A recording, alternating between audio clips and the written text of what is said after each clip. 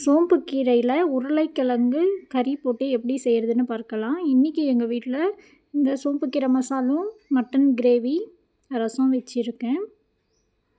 இந்த ரசத்துக்கு அந்த கீரையோட மசாலும் கிரேவியும் தொட்டு சாப்பிட்டா நல்லாயிருக்கும். ஒரு கட்டு கீரைக்கு 150 கிராம் அளவுக்கு மட்டன் சின்ன சின்ன பீஸாக கட் பண்ணி எடுத்திருக்கேன். ஒரு பெரிய சைஸ் உருளைக்கிழங்கு எடுத்திருக்கேன். இது கீரை பாருங்கள், சோம்பு கீரை. நாங்கள் ஊசிக்கீரைன்னு சொல்லுவோம். நான் நறுக்கி வச்சுருக்கேன். இந்த கீரை மசாலுக்கு சப்பாத்தி பரோட்டா ரொம்ப சூப்பராக இருக்கும். இட்லி தோசைக்கும் தொட்டு சாப்பிடலாம். ரைஸில் ரசம் சாம்பாருக்கு தொட்டு சாப்பிடலாம்.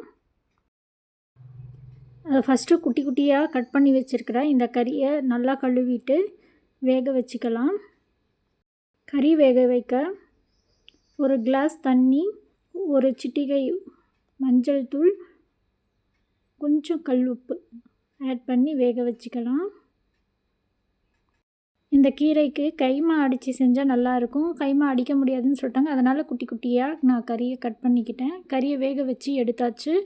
ஒரு வெங்காயம், ஒரு பெரிய உருளைக்கிழங்கு நறுக்கி வச்சுருக்கேன். கடாயில் எண்ணெய் ஊற்றி எண்ணெய் சூடானதுக்கப்புறம் கொஞ்சம் சீரகம் ஆட் பண்ணிக்கணும்.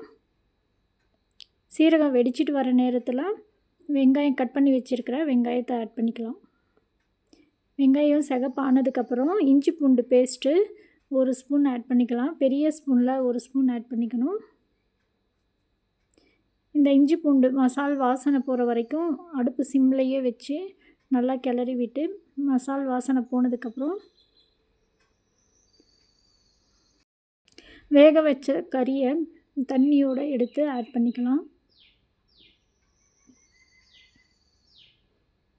ஆட் பண்ணி ஒரு 5 நிமிஷம் நல்லா கிளறி விட்டுட்டு 5 நிமிஷம் ஆனதுக்கப்புறம் இந்த கட் பண்ணி வச்சுருக்க உருளைக்கிழங்கு ஆட் பண்ணிக்கலாம். உருளைக்கிழங்கு முழுசாக இருக்கும் போதே நல்லா கழுவிட்டு அதுக்கப்புறம் குட்டி குட்டியாக நறுக்குங்க. சில பேர் காய்கறிகளை வெட்டும் போது கட் பண்ணிவிட்டு கழுவுவாங்க. அப்போ அதில் இருக்கிற சத்து எல்லாமே போயிடும். மிளகாய்த்தூள் 1/2 ஸ்பூன் ஆட் பண்ணிக்கலாம். உங்களுக்கு தேவையான காரம் எந்த அளவுக்கு தேவையோ அந்தளவுக்கு நீங்கள் ஆட் பண்ணிக்கோங்க. உப்பு ஆல்ரெடி கறியில் போட்டிருக்கு. அதனால் சும்மா கொஞ்சமாக ஒரு சிட்டிகை அளவுக்கு போட்டால் போதும். சரியாக இருக்கான்னு பார்த்துட்டு அப்புறம் நீங்கள் ஆட் பண்ணிக்கோங்க. அடுத்து நறுக்கி கழுவி வச்சுருக்கிற கீரையை ஆட் பண்ணிக்கலாம். இந்த கீரை ஓசூர், பெங்களூர் சைடில் தான் கிடைக்கும். மற்ற ஊர்களில் உங்கள் ஊர்களெல்லாம் இருக்குமான்னு எனக்கு தெரியாது. இந்த கீரையில் நிறைய ஆரோக்கியமான சத்து இருக்குது. நிறைய பேருக்கு இந்த கீரையை பற்றி தெரியாது. சோம்பு இருக்கு இல்லையா, பெருஞ்சீரகம், அதோடைய செடி தான் இது.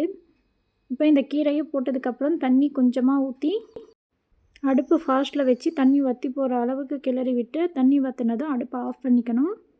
இந்த ரெசிபி பிடிச்சிருந்தால் லைக் அண்ட் ஷேர் பண்ணுங்கள். நீங்களும் ட்ரை பண்ணி பாருங்கள். Thank you friends. தேங்க்ஸ் ஃபார் வாட்சிங்.